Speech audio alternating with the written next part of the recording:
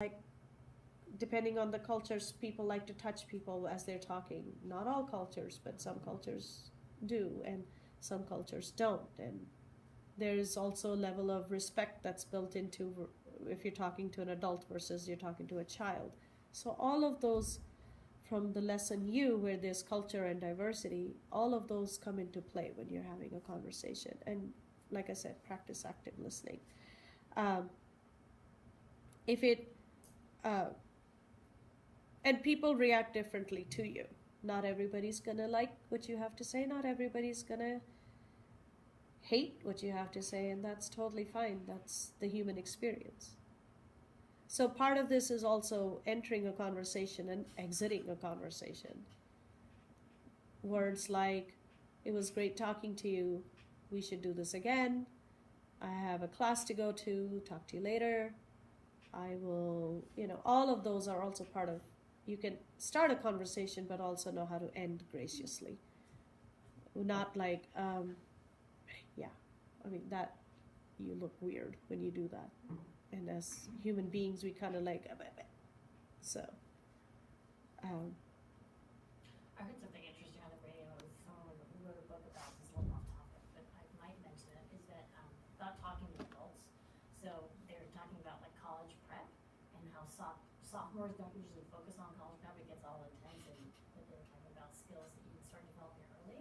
And they were like, you should have as many dinner parties as possible so that your kids can learn how to Yeah. talk to adults that they don't know. right. You know what I mean?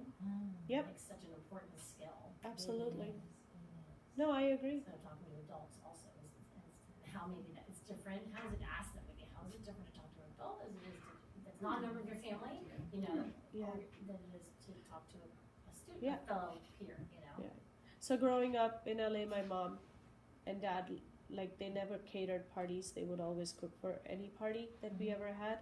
And my brother and my job was to, so she would always be in the kitchen. So by default, it was my brother and my job to make sure whoever came into the house to greet them and ask them whether I could give them Coke, Sprite, or water. So, but you're absolutely right, Shannon. I think that's something like, and I tell my kids that, I'm like, that should be your job, not my job. Like, whoever comes in like that. So my brother and I would literally be watching the front door the whole time for the guests to come in, and then we had to go up and go, namaste, so and so, and can I get you something to drink? And that was the one script that we had to follow.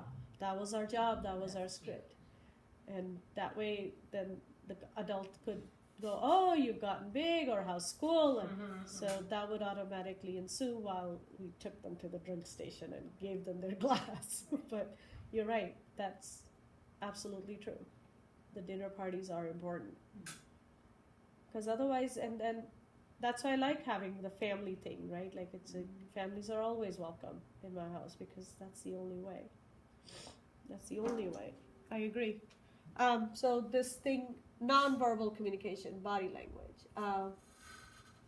Can you see that? No, not really, but that's Okay. Let me. So you can pick a few things off of it, like how you say stuff, how the speed of what you say, the ways of talking, your pauses, your emphasis, your pitch, your posture, appearance. So appearance, I will tell you, if you catch me before 12 o'clock, maybe I haven't taken a shower and I apologize. And that's just what it is. But sounds, personal spaces, body contact, facial expressions, all of these nonverbal, our bodies, our brains automatically pick up on them. We don't even think about it. As babies, that's how babies learn to communicate first, is by picking up on mom's nonverbals, and we continue to do that. Doesn't even change. In conflict is where your word said something, but your body said something else. That's usually where the conflicts are coming up with. Like, I'm hearing what you're saying, but your actions don't match. Like, that's when your gut kind of goes, something's not right. And that's automatic. For the most part, if it's face to face. In email, it gets harder because you're like, but if you have that, like that dog, when dogs look at you and they're confused, they kind of go like this. Yeah. So if you have that moment, yeah, something's wrong. So I would tell the kids that. If you ever have that moment of like, would it? Yeah, you're right, something's wrong. And this would be where you could share your stories and absolutely share your stories because that's how they're learning. We're role modeling for them. Yes? I think one of the challenging things for kids at this age too is how do they interact with people they don't like Yeah. without being unkind, but not leading somebody on. Yeah. It's a very Yep. tricky age, even for adults. It's Yeah. hard, but they are very Yeah. challenged by the nuances of Right. communication that's And that's something honest that but not. I absolutely agree. So our 8th grader is at that alternate Yosemite trip, and she before she went, she's like, "Who's in my cabin? Not telling you. Who's in my cabin? Not telling you. Who's in my hiking group? Not telling you. What if there's somebody there I don't like? Yeah, you'll get to like them real quick because you'll rely on each other. But mom, it's not fair. I can't even if I can't stand that person. It won't matter in 5 years." I can't stand it. I'm like, then you will learn how to bite your tongue hard. Still a good skill. But, well, can we switch? So the hiking groups came out when, Carol? It was Friday? Yeah, I think it's Friday. So I had 4 phone calls. Really? You know Mrs. Riscala, right? Yes. Can you ask her to? No. Would she? Phone calls from No. kids or parents? Kids. Ah. Oh, 4 different kids? 4 Oh, different okay. kids. I To- can't to be with. change the group. I can't be with. Yeah. Nope. But what if? Yeah, no. I'm like, I've told the chaperones, whichever one of you acts up gets thrown in the waterfall. My kids are not like this. I don't know what, I'm curious about the, like, what, is it something innate in them? So it was so funny. Girl A does not like girl B, Yeah, I think it's more girls. but the girl B does not like girl A. Oh. But if you talk to girl A or girl B separately, they will say, I don't know why the other one doesn't like me. You're like, oh my God.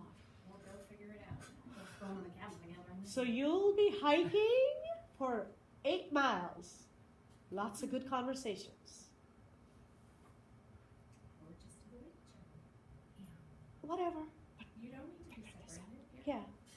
So this one called, and then these other 2 who, well, she dissed me. When? 5th grade. What? Okay, that I can see happening. I really discourage that in my household. I have That's one like that. This was too. 3 years ago. You haven't figured this out yet? Figure it out. So, I think it's also just really important to remember that we all do this as adults. You know, everyone wants to hang out with the people they already have a No, family no, with, or, I you know. agree. So what's nice is we can tell them you're gonna have to deal with this all your life. Yeah. yeah. And sometimes you can change things, and sometimes you can't. Yeah. And you might actually find out it's not so bad and learn something new. Hmm. So. That's what Megha asked. Like, are there people on this planet that you hate? I'm like, 2. Yeah.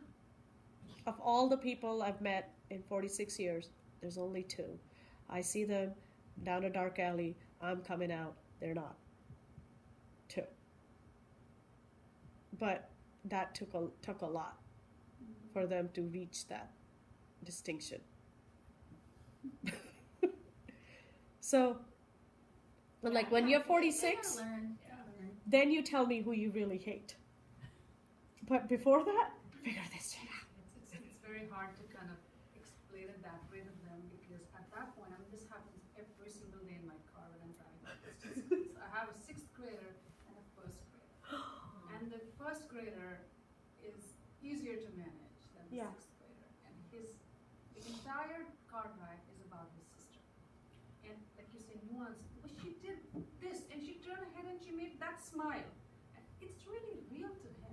Like, Yeah. It's easy for me to say, it's not going to matter at your mind. Yeah. It doesn't, at that point, his entire focus, and he goes in tears many times Yeah. out of the car because he's so frustrated.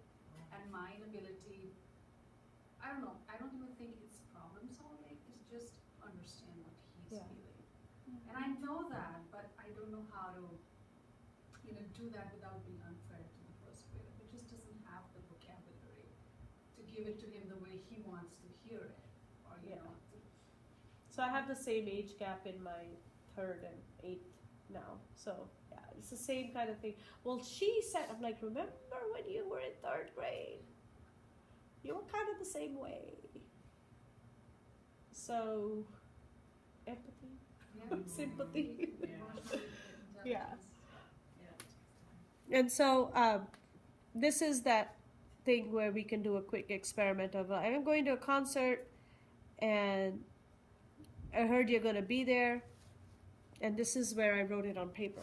It's like you write maybe or you write a no, and you put it in front of your face. So make sure it's like a big sheet, so you put it on in front of your face, and because you don't want to indicate any like a you're smile trying to or hide nothing. your You hide your facial face. expression. So, The student reads it, and you Okay. just hold up a maybe in front of your face and go, what does this mean? Am I going? Am I not going? Do I want to go with you? Do I not want to go with you? What does this mean? And there's a few here, and or you can say maybe in a neutral voice. So practice these on a phone call.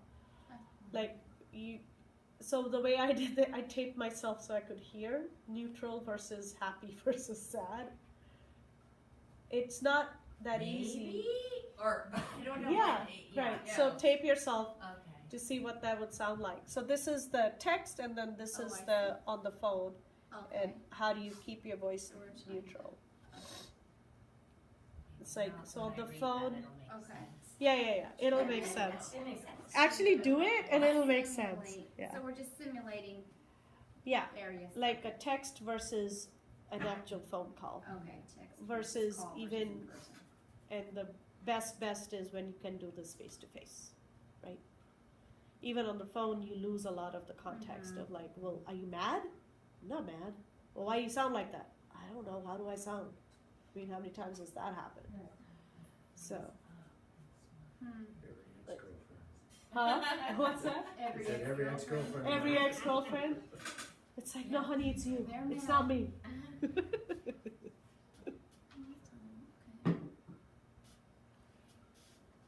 Does that make sense? Kinda? Sorta? I So think maybe so. some of the student, you could pair them off and they could do that all simultaneously. Yeah. So let me see if I can get this to play. This is actually funny.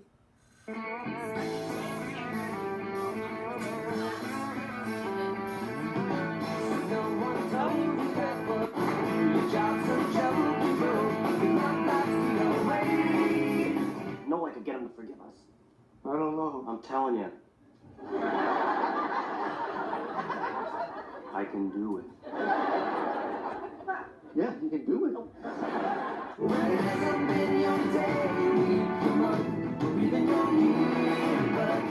Steve? Hello?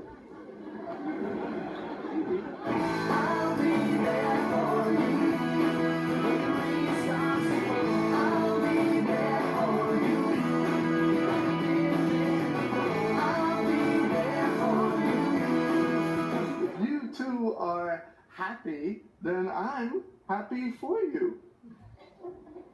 I'm fine. Really? Absolutely. I'm fine. Totally fine. I don't know why it's coming out all loud and squeaky, because really, I'm fine.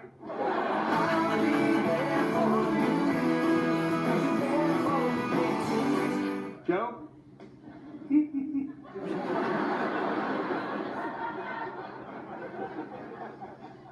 Well, I guess Joey went home. Oh, and look, there's still one box that I have to unpack. Yeah. Oh my God, you almost gave me a heart attack. Oh.